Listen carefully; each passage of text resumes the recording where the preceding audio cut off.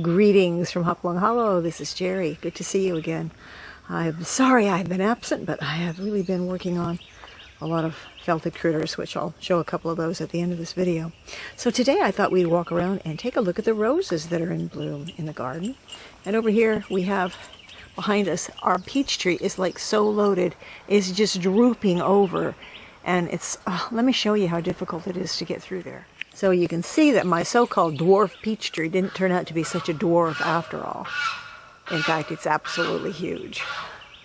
And it's so loaded with fruit that it's just, the branches are just bending over the courtyard, over the sidewalks. So we have to sort of maneuver our way through this thing just to get to the path here and to get into the greenhouse over here. So I've actually been plucking a lot of those peaches off, just trying to get that to lessen the weight on these branches because it's way too thick. And of course, in the wind, a lot of those are just going to fall off anyway.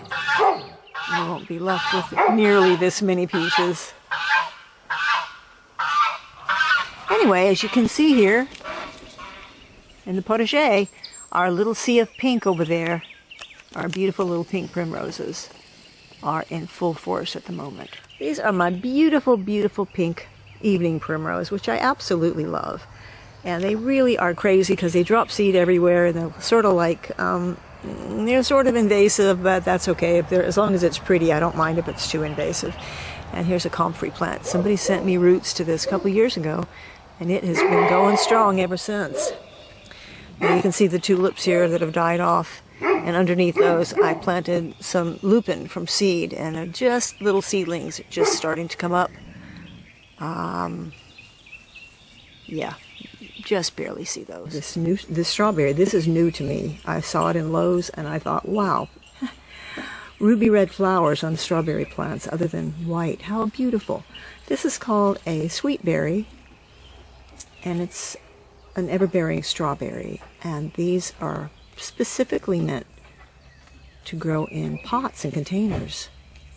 So we'll see. This is an everbearing. We'll see how well it does, and I'll let you know on that. But I just like it because it's pretty.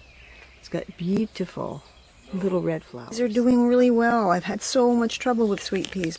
Look at them this time. Look at that little beautiful little sweet pea flower. That just first one I've gotten right now. Okay, we got some more blossoms. I think we're going to get some this time. I think they're really in the right spot for a change. And so are these. No blossoms here yet, but boy are they climbing, and they're strong, and they look so healthy. This is where I just had tulips in this not too long ago. All cleared out now. And I planted English daisy seed in here. And it's just now starting to crop up here, there, here and there. Peas doing a beautiful, beautiful job of climbing this weather vane. Let's just take one more look here and see what else is going on in a couple spots. The oriental poppies are looking marvelous, and even the ranunculus is looking good, which is surprising for me because usually my ranunculus looks really great until right about this stage. And then it starts to turn yellow, and the leaves fall off, and I never once have gotten a bloom off the ranunculus. So we'll see what happens this time. This time around. I hope I have better luck with it this time. Looking through the greenhouse window, we see that beautiful sea of pink. Once again, all over the potager.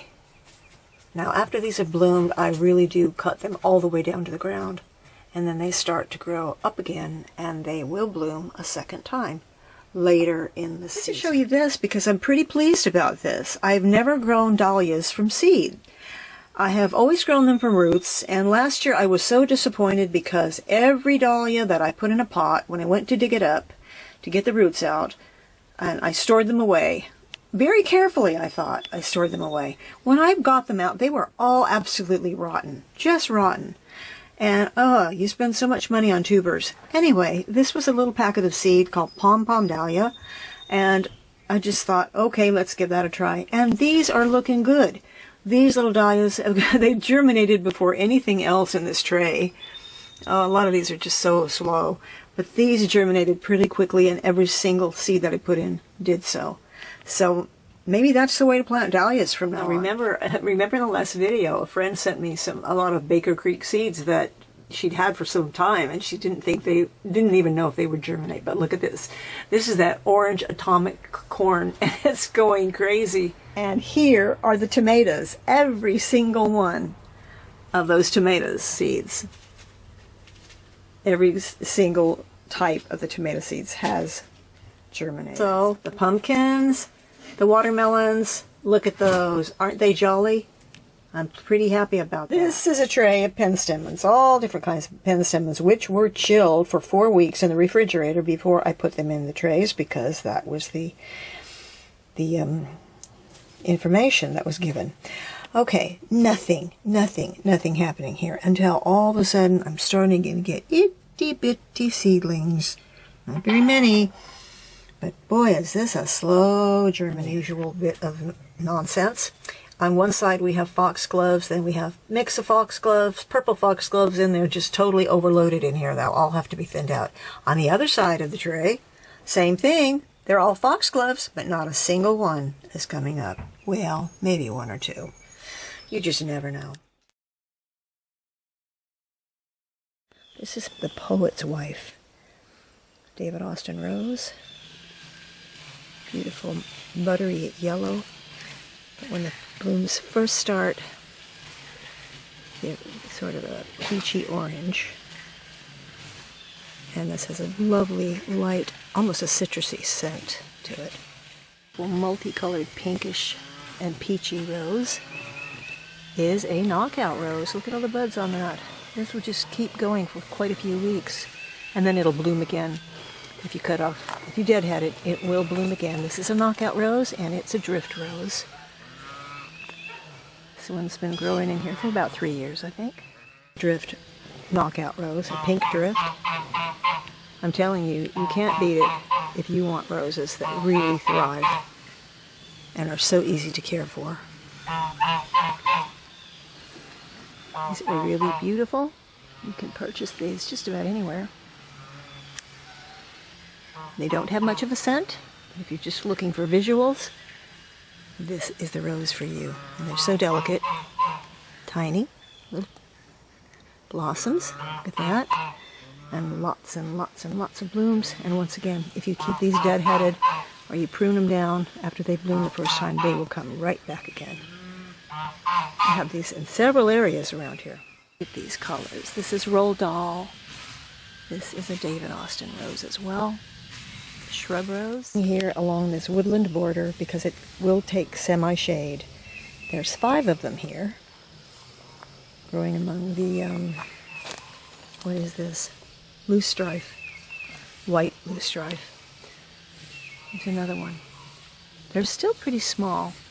They didn't grow really a lot last year. But this one on the edge, which gets a lot more sun, because even though they will tolerate shade, like most roses, they prefer the sun. This is Roald Dahl. And it's just starting to open, so I'm not giving you a very good showing here, but I have a lot of buds.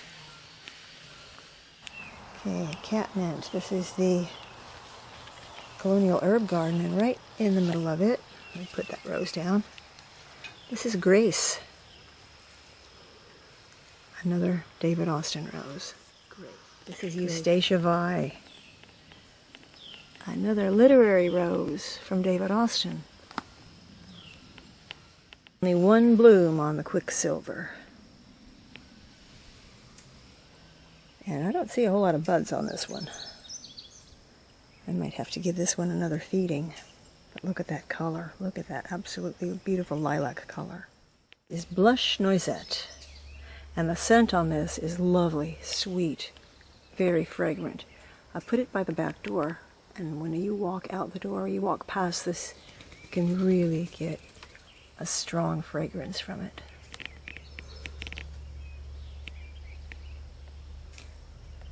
Blush Noisette. Lady Gardener. These David Austin roses just seem to be the most lush and gorgeous. And layered roses. Or drift roses, drift knockout roses. These are sort of a deep coral color. And this is another one that just repeats.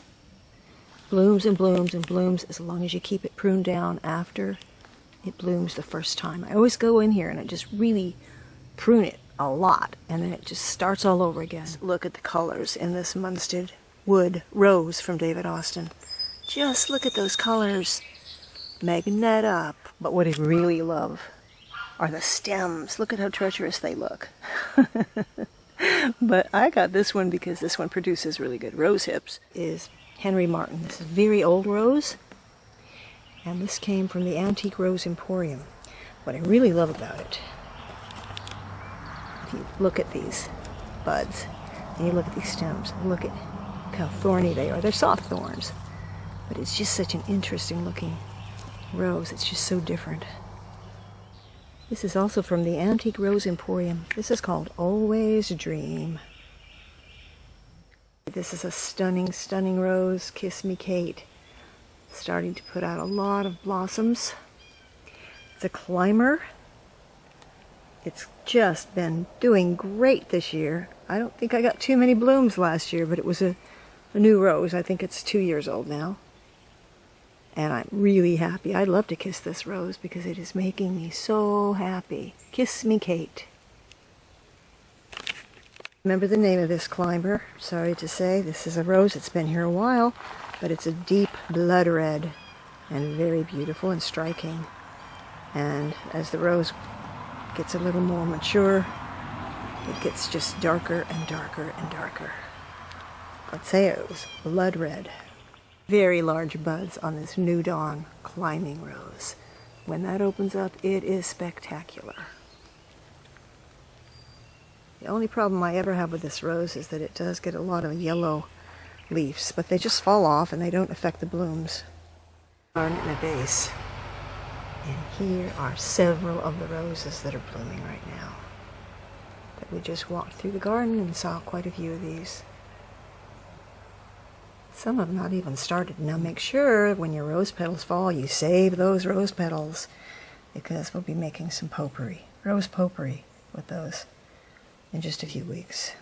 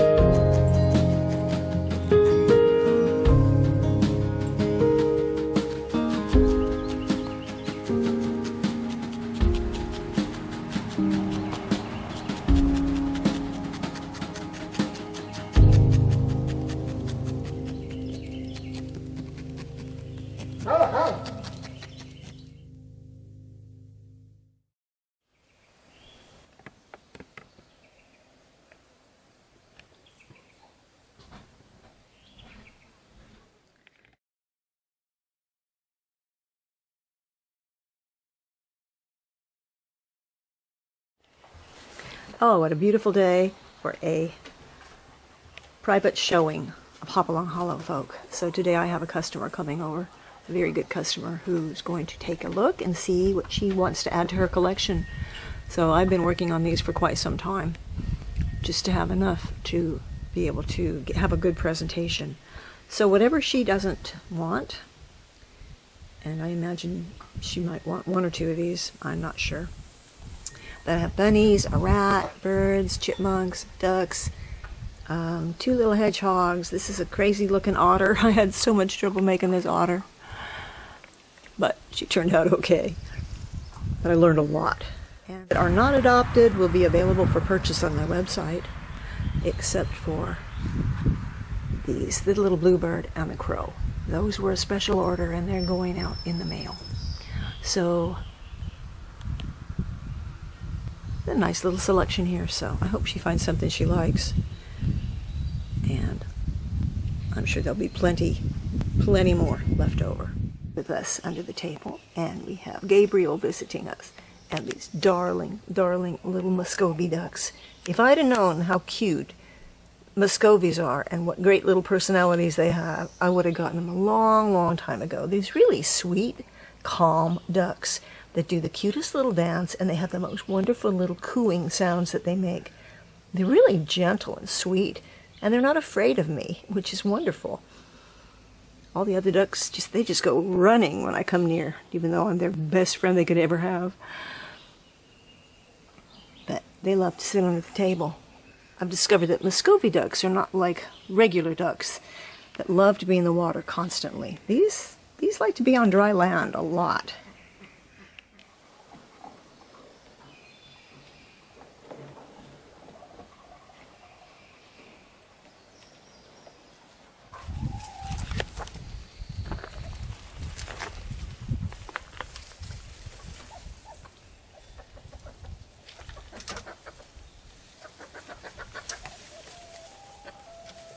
It's just amazing how suddenly a garden seems to just come to life, almost like overnight. One day you look at your garden and it's just nothing but brown, crunchy, dried twigs, it seems like. And the next day you get up and wow, everything has come alive. It's just amazing. It's just another one of those beautiful miracles from God. Isn't it lovely? This beautiful plant right here I absolutely adore. It's a baptisia. My goodness, this one's about 4 foot tall now, but when I bought it, it was nothing but a tiny little pot with a couple little leaves in it, and it has been a marvelous, beautiful plant, and looks so very much like sweet peas and lupins. It's just beautiful. So, listen, thank you for coming again. Orders that I had to do, I'm pretty sure I'll be able to video a lot more often, and we will be making food again, because I have some great recipes for garden soups that I want to pass on to you. So from Hopalong Hollow, this is Jerry, and we will see you next time.